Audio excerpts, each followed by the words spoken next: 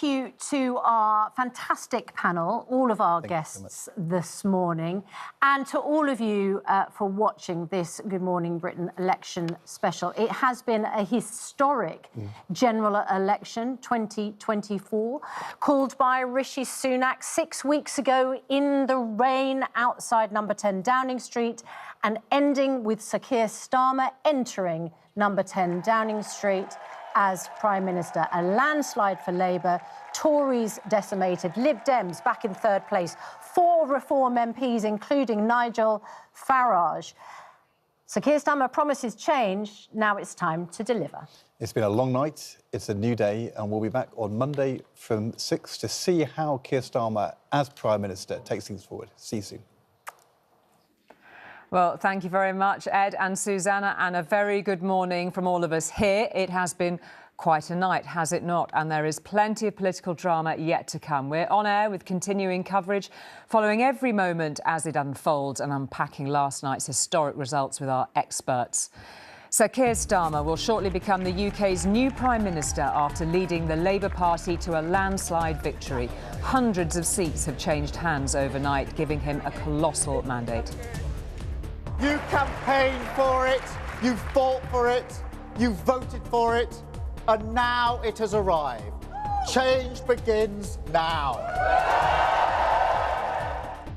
A very different picture for the Conservatives, of course. The election, called in a downpour, has ended in a Tory wipeout. There have been such heavy losses, including a former Prime Minister. And some of Westminster's most high-profile figures. Rishi Sunak has taken the blame. The British people have delivered a sobering verdict tonight.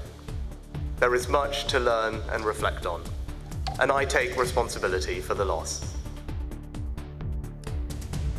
So Ed Davey generated yet more eye-catching images this morning, dancing with delight after a resurgent Liberal Democrat Party waltzed back to Westminster. He says it's their best result for a century.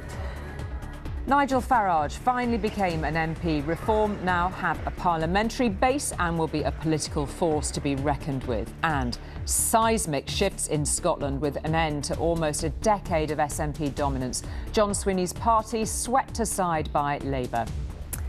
Well, for the next few hours, we'll be following all the latest events and speaking to the key political players about what happens next. To help, we have teams with all the political parties and in all 4 nations and regions, the end of a marathon for the leaders and for our correspondents. And we will be live in Downing Street, of course, where one Prime Minister will leave for the final time, another will arrive, with an in-tray overflowing. We are also, of course, at Buckingham Palace, where the King will say goodbye to one Prime Minister and welcome in another. Plus, I'll be live in Westminster throughout the day, bringing you the very latest on the shape of the new cabinet, the Tory leadership race, and most importantly, trying to find out what this historic outcome means for your future. Meanwhile, I'll be finding out why you voted the way you did and what you want from the new team at the top. And here in the studio talking us through all the detail will be Daniel Hewitt and our long-time election analyst, Professor Colin Rallings, who's been up all night and he's still going, and he can put all of last night's results in context. That's all coming up over the next 6 hours. You won't miss a thing.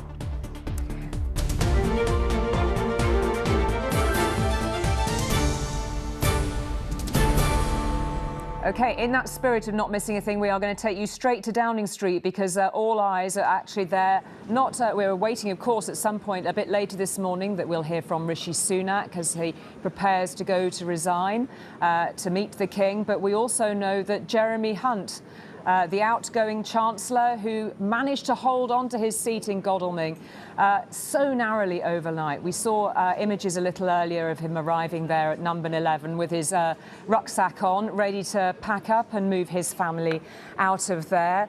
He said to his supporters who saw him manage to cling on his seat, there he is.